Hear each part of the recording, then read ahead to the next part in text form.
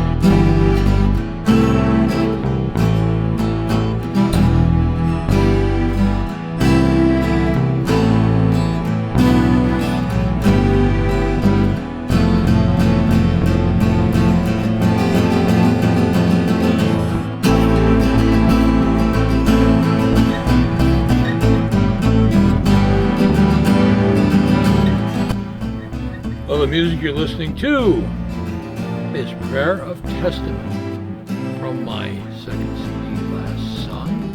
As always, links to the full version and a video I made with that beard days are in the description below. And as you can guess from the title screen, this video is about handsaw restoration, actually backsaw restoration. Yeah, I know the purists are going to fume and kick over this one, but this is how I do it. This is how I've been doing it.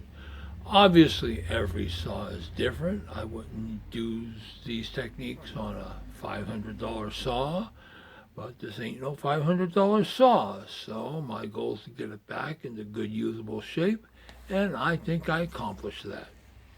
And for Welcome Change of Pace, we also have a small flea market segment at the end. Actually, this saw, well, it came from that. I think I mentioned that in the first part of the video as well. So, anyways, sit back and enjoy. Well, you're going to see this saw in this week's flea market segment. But this is a Disston backsaw. 10-inch blade, if I remember correctly. Medallions probably World War I to whatever vintage. We'll look all that up as we get closer in on it. But as you can see, it's got the usual helping a patina going to it, but I don't think it's too bad. There might be a few spots pitting under there.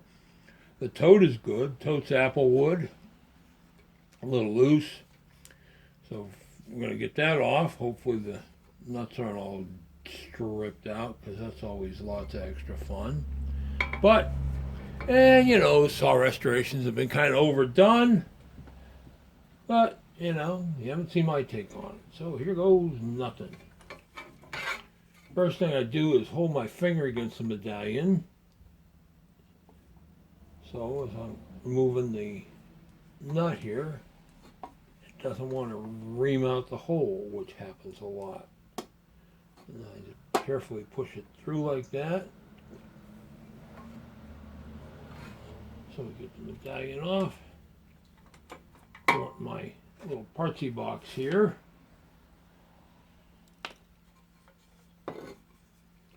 And the same goes for the other nut.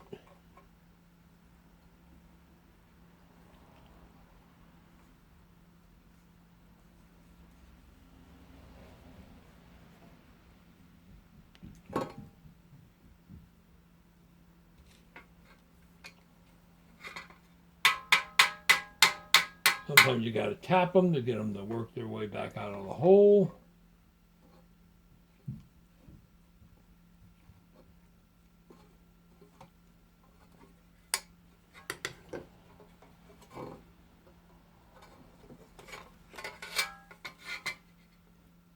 Of course, I'm trying to avoid dropping it down the dog hole there. I should have plugged it with a paper towel. Wouldn't be the first time something has jumped off the bench and wound up in the valley of death. Yeah, my hand's in the way. All right, now you can see. Anyways, finish unscrewing it here.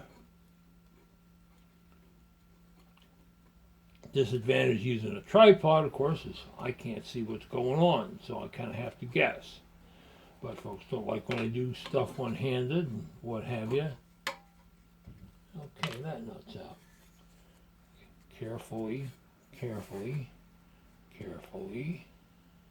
Yeah, that's tight. Work the tote out. Come on. You definitely don't want to crack the tote doing this. That one's really tight. You can tell this guy's never been off the saw before.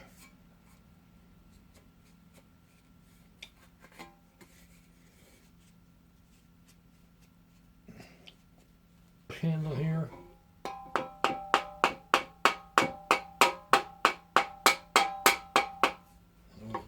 Go digging out a mallet.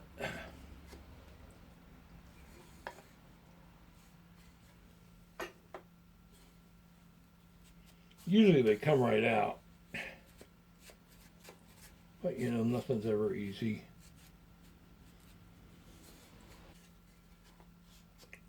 In case you didn't know, Disston would make these. They set the blade in there. They punch the holes, drill the holes for the blade, for the tote and the blade and everything. And sometimes, man, this one just doesn't want to work loose. Yeah, that's the reason why. See the hole's a little bent there. If you can see, catch that. Yeah, we're going to flatten that a little bit before we put it back on. So, anyways, I say anyways a lot. Hope you don't mind. I don't care. So, we got some 180 here. Let's give it a quick dust off. And I can hear the purists saying, "Oh my God, what are you doing? That's too hard. Too heavy, you're going to scratch it." A few scratches on this guy ain't going to be the worst of its worries. But, yeah, move it up, Tony, move it up so you can see.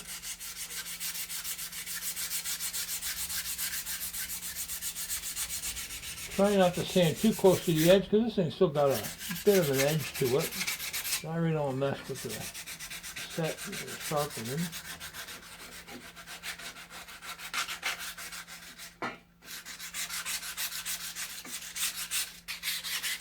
There's a lot of paint and gunk on the back there.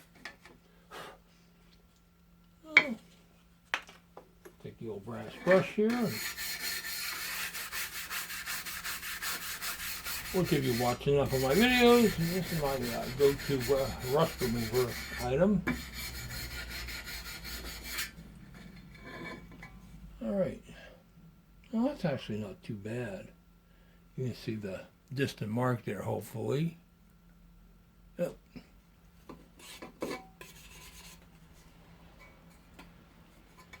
Yeah, let's scratch around on the back. Has got some more put here on the back here, so we might have to go a little more aggressive.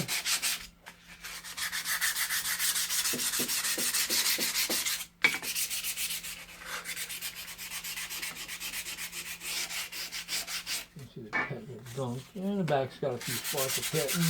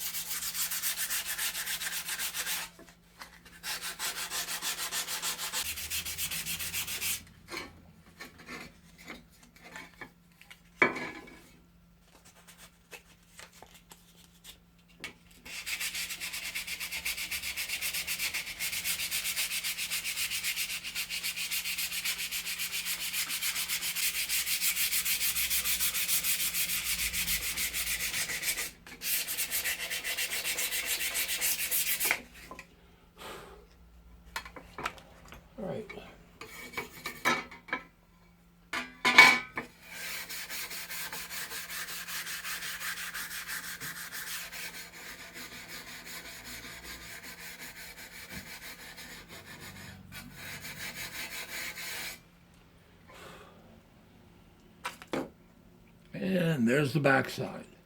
So I'm going to go take it over to Mr. Cleaning Machine and give it a light once over. And we will be back.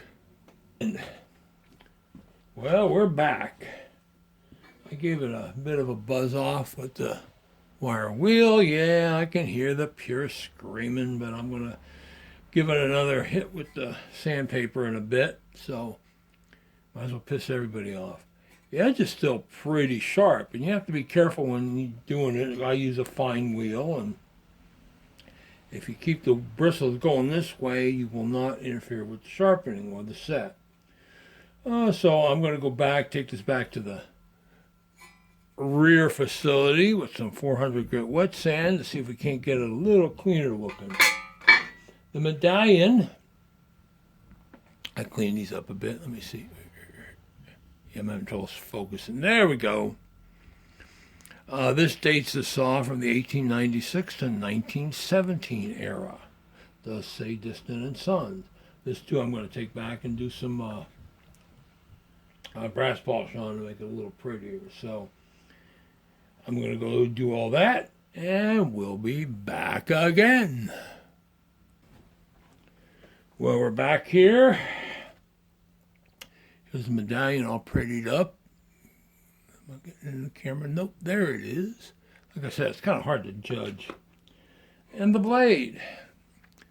400 grit wet sanded. There's actually a little bit of the etch still remain on there, so I'm going to be real careful when I take it back over to Mr. Wheel. My hands are still a little wet.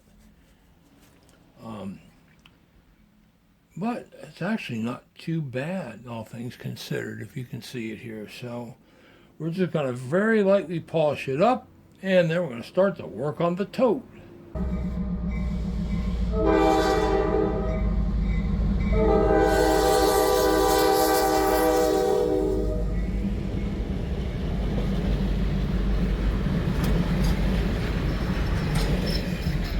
Well, we're back.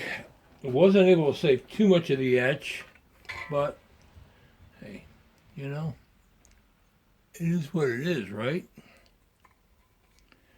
The blade's got some light scuffs there. I usually take a piece of steel wool and give it a once over like this to tone some of that down, even things out. Yeah, the back clean it, come out really even. I'll have to give it a scrub.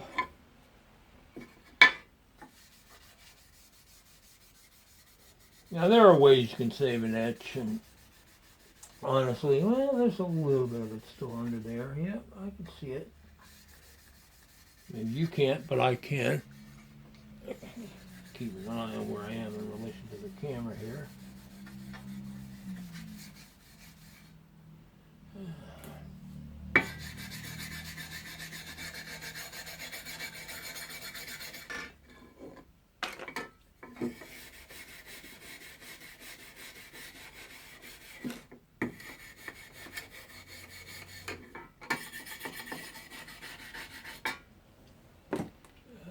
Boop, boop, boop, boop, boop, boop, boop, boop. All this sandpaper, never the right grit that you need.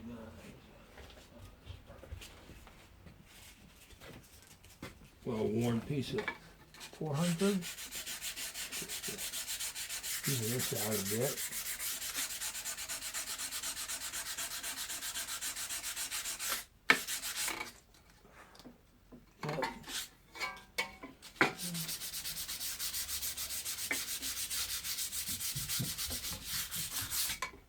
Alright, and that's it for the blade. Now it's time to dip, strip, and rip the tote. Stripper pan here.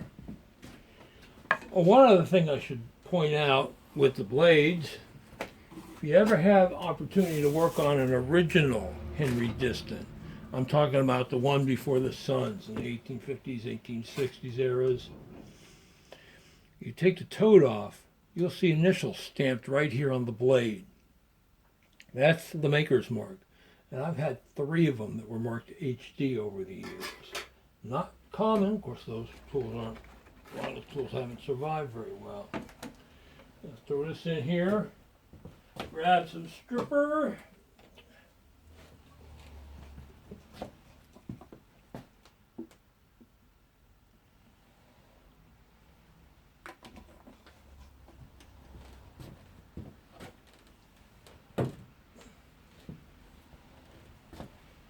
Grab some better steel wool. Steel wool to do this. If I can do this without knocking the camera over.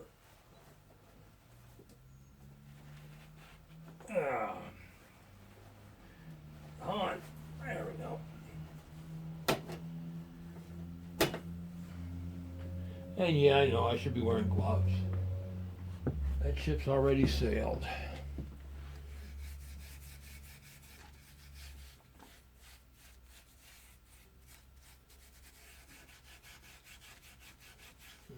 Some paint on the inside. See that coming off.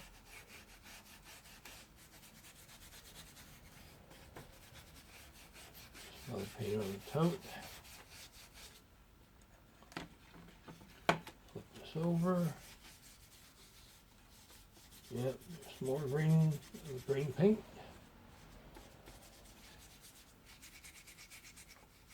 Some white paint.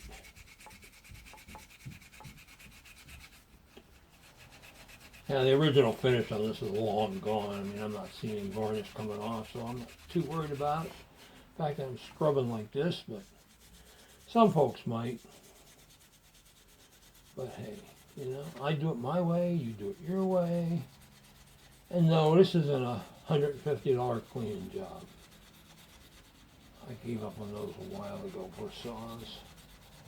Because unless you're going to sit there and set them, reset them, and retooth them, and do all this other stuff, and it's like, yeah, too much work.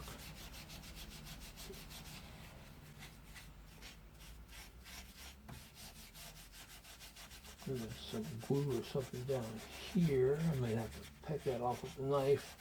Yeah.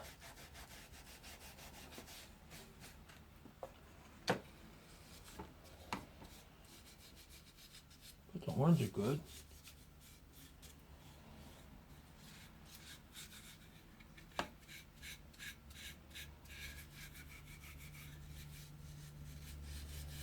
Some of this is just junk that was in the pan. It's picking up out of here. There's a little bit of finish on it. You can see the lighter areas there. That's where the varnish was.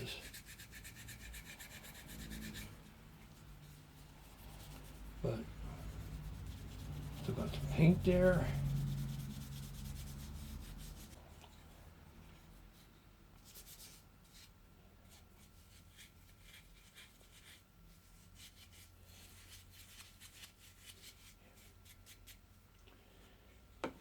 Yeehaw! All right.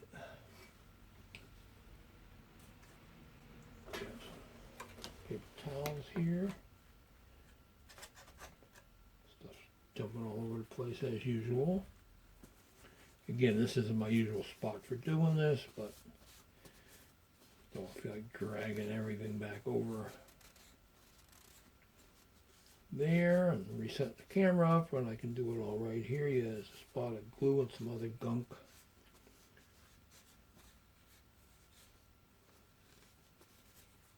Sorry if I'm not in camera range. I'm just working here, trying to get it done more than anything.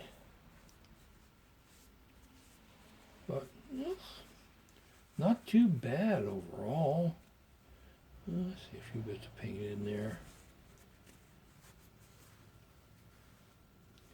Got richly patinaed, that's for sure.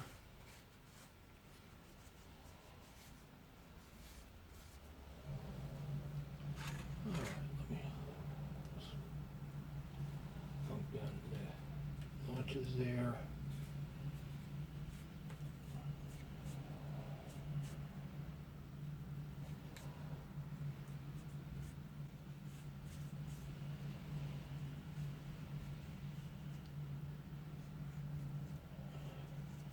That out of there. All right, well, let me go grab the pocket knife quick. Should have had that out here, but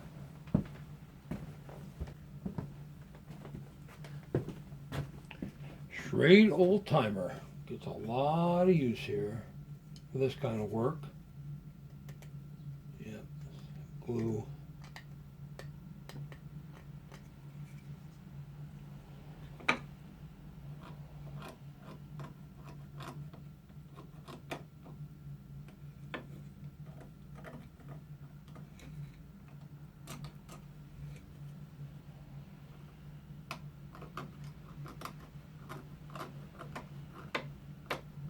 Yeah, I know I'm getting into the wood a little bit. I don't want to redo that, but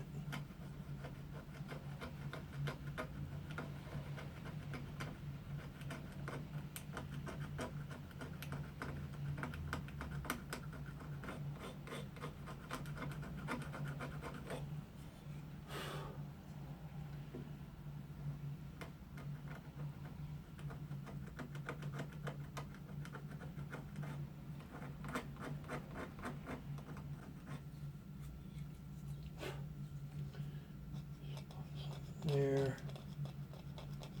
Scratch around on that.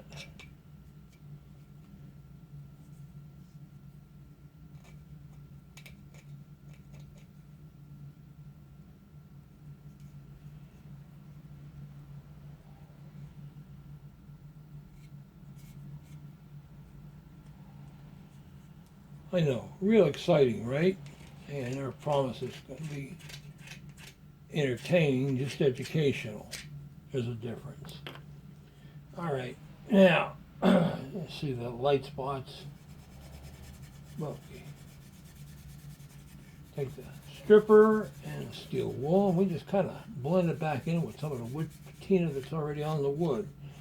That also works with chisel handles and other things. See if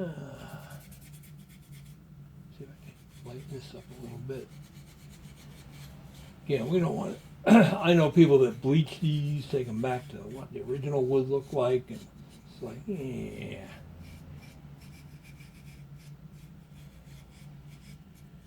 I'm going for good, not perfect. All right, boom.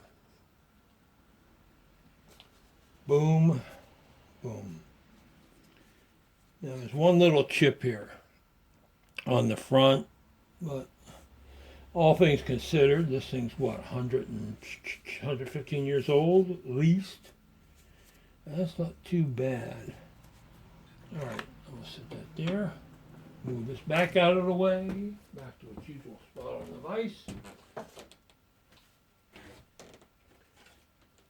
And I need to clean out that slot a little bit, get the stripper and stuff out of it, but I got lots of crappy sandpaper here. Just kind of slide it in. I'm not really sanding, just kind of working that in to loosen up the stripper.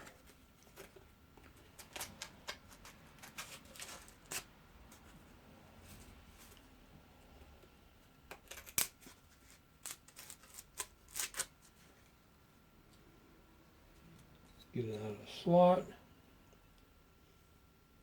All right. One more inspection, because I hate when I'm taking pictures and I see a spot of something that I should have did perform corrective action on in the first place. All right, now time for the wax. You know, my world famous wax mix.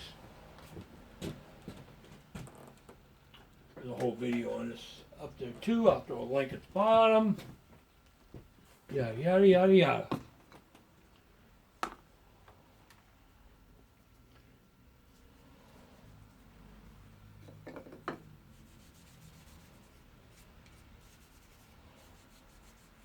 Cleans and protects.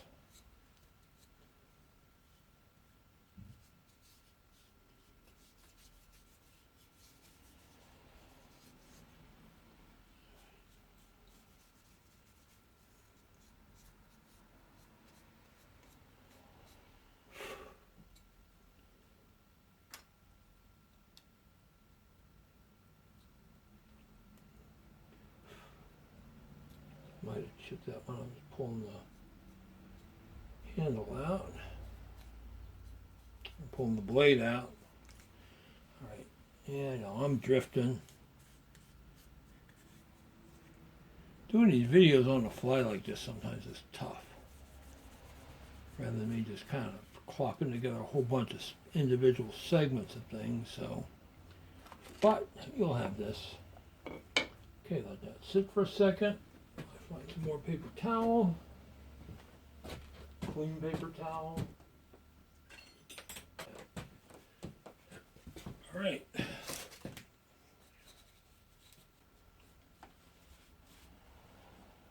All right, there it is wiped down. Last thing we have to do, well, I got to go wash my hands first, so I will be right back.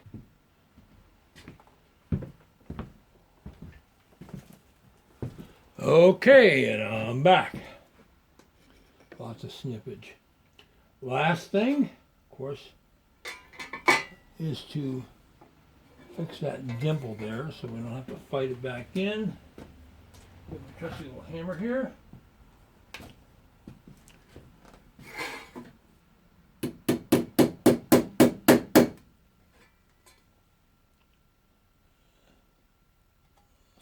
Just a little.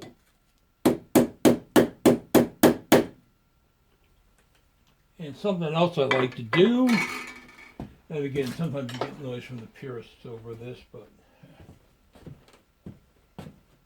take a round file, if I can find it. Yep, there we go.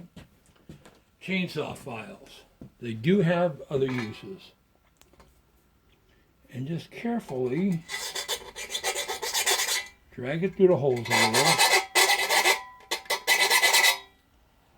Not removing hardly any metal, just kind of evening things out a little. Then put the saw nuts back in. We don't have to pound everything back in. Now I'll stick it in that box. I'll never see it again, but you'll have this. All right, let's see. Will the blade go back on? Oh yeah.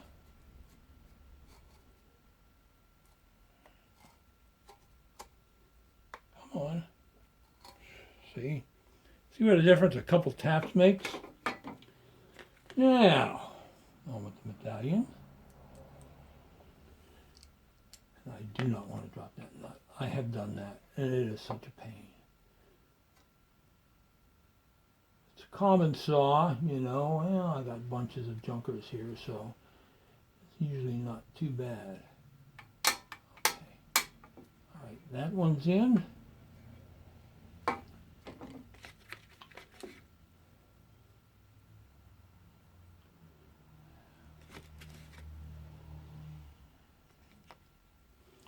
I'm going to go wipe these nuts off real quick with the brass polish so they're not so obviously over polished. Again, be back.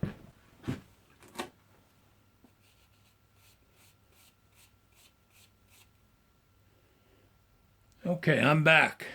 If you haven't noticed, giving these guys a quick once over with the brass brush after doing the polish. That one's got some gunk down in the slot still.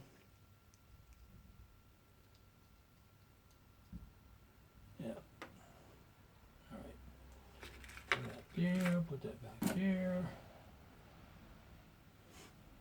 Throw that one in, back in the hole. All right. Now, the tricky part is to get this in. And find the spot where it goes in evenly so you don't strip them out when you're putting the nuts back on.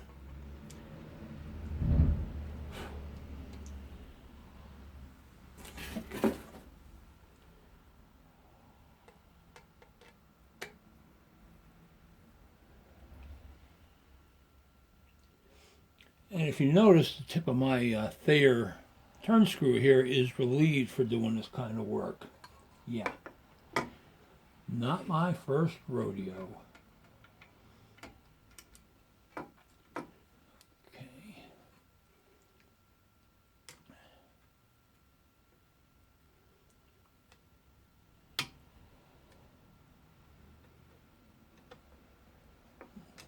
I am holding the medallion with my finger there just to make sure, hopefully it doesn't start rotating.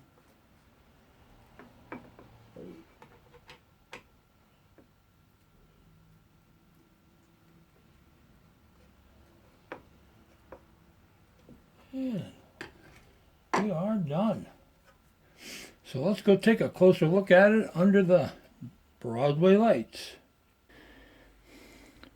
And here we have the finished product. It is a 10-inch. It's sharpened to 15 point or 14 teeth per inch. And you know, considering what it looked like when I started with, it's not too shabby.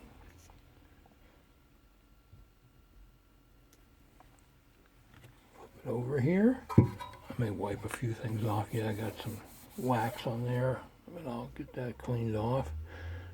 Still zoomed in from having it out at the bench, so there we go. A little easier there to work with, but not a bad saw. And I know it would eat through some wood if I try it. So some folks say, why don't you show us? Well, I'm not going to show it, so take my word for it.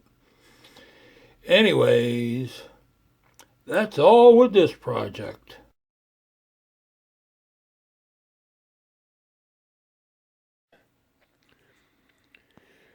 Well, Sunday at the flea market, it was 28 degrees with a slight breeze, and I am so over playing winter for this year. Yeah, I know it's not as bad as the folks out in the Midwest, which currently get hammered with another snowstorm, but still.